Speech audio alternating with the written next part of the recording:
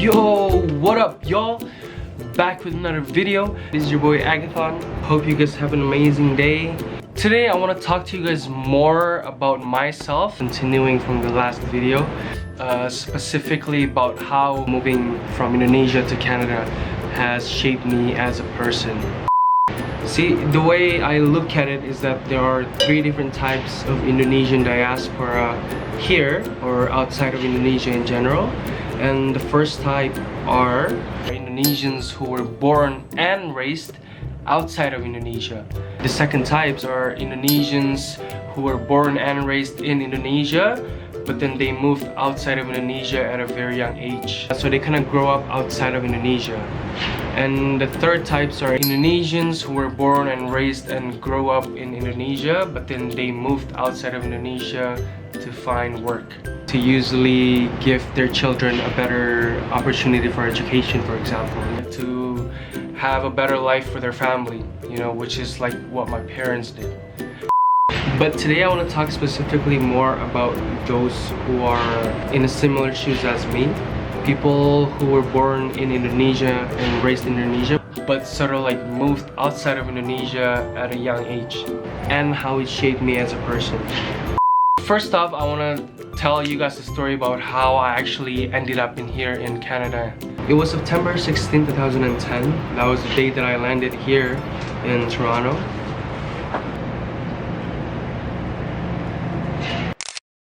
But the story goes 2 months before that. And it goes a little something like this. So it was me, my little brother, and my dad, and we're all in the car. Out of nowhere, my dad just asked me and my little brother something like this. Kalian tahu di mana itu Kanada? Of course I replied. Ya tahu dong.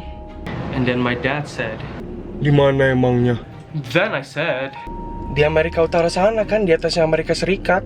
Kenapa sih nanya-nanya? And then my dad said this. Mau nggak pindah ke sana? Of course at that point I really don't know if he was joking or not, so I just jokingly replied. Mau lah, kenapa enggak? Indonesia mah panas, Pak. Banjir mulu lagi. Then out of nowhere, my dad started to get deep. He was saying something like, kalau pindah, kamu harus janji ya, bantuin mama sama papa. Soalnya di sana tuh nggak ada pembantu, nggak ada supir, dan juga ibadah terus ya, yang rajin. Kenapa? I ended up answering his questions like, Iya, nanti Gio sama Gevi bantuin kok, tenang aja. Iya. He started telling me all this stuff as if he were to move for real. And while thinking in my head like, damn, am I really gonna move out of Indonesia to like this whole new country? Like, I was excited, I was nervous, I was scared, I was sad, I was curious too at the same time, you know. It was sort of like this huge uncertainty, like just like an umbrella right over my head. But at some point I was also making fun of my friends because they were having an exam right around the time that I was leaving. So I was kind of like making fun of my friend, but you know, I actually felt like, you know, pretty sad at the same time. I had no idea when am I ever gonna see them again, or am I ever gonna see them again, you know what I mean? I think it's one of the biggest milestones in my life as well, because at that point of my age, I felt like I was still easily able to emotionally train myself to let go. I had to tell myself that I have to let go of my friends, you know, let go of all the things that I had in Indonesia, everything that I've known in Indonesia, and I think that kind of like shaped me as a person that I am today. From those three different types of diaspora outside of Indonesia, we all have one thing in common, and that is being a minority, or at least we just don't look like the locals. Being a minority has its plus and its minus. You know, in 2011, 1 year after I arrived in Toronto, I actually met this Indonesian guy who worked at the Indonesian consulate during a Friday prayer. And he actually asked me if I wanted to do the Paskibra, which is raising flag ceremony for Indonesian Independence Day. And I immediately said yes to him, you know, and that was literally my first real contact with like Indonesian outside of Indonesia. Although the people that work at the consulate are like much older than me, but I was still happy because I could speak the language with them.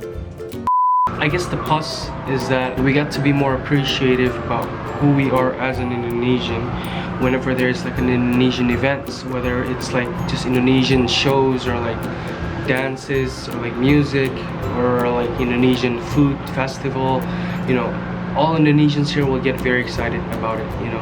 And I think that's one of the plus thing about being minority outside of Indonesia. And also sometimes whenever we meet other Indonesian, we'll get like either very hysterical or like very shy.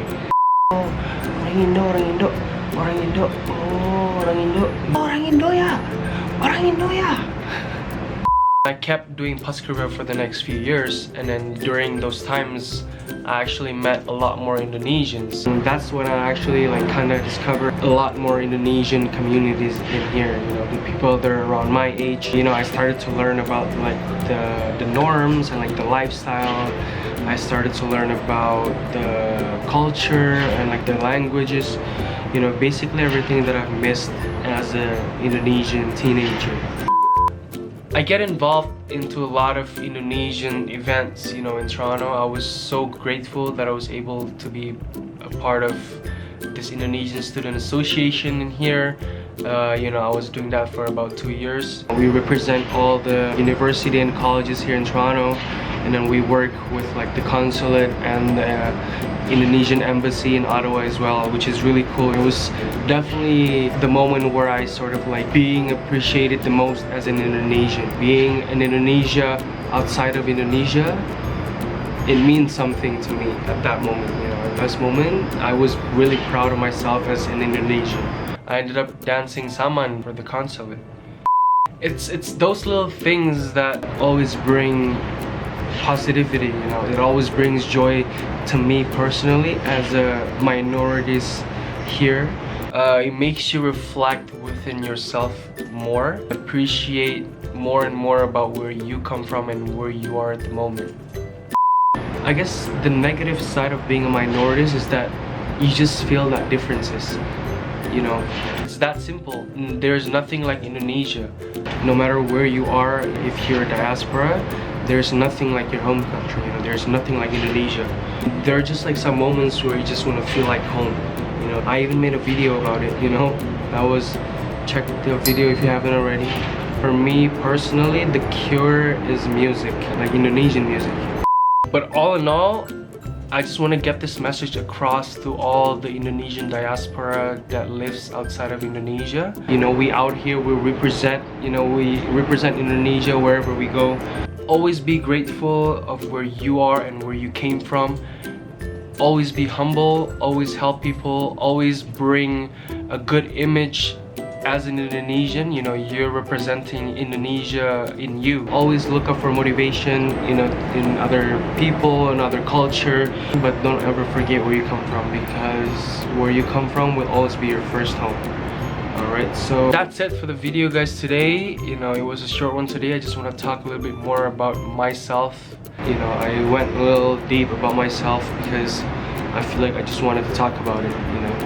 I feel like this is why I'm making videos. Is one of them is just to like speak my mind, because I feel like it's a very unspoken things for Indonesians, and I just want to get my opinion out there. Hope you guys enjoyed it. If you liked it, click the like button below. Leave some comments in the comment section below. Click the subscribe button if you haven't already, and I'll see you guys in the next video. Later.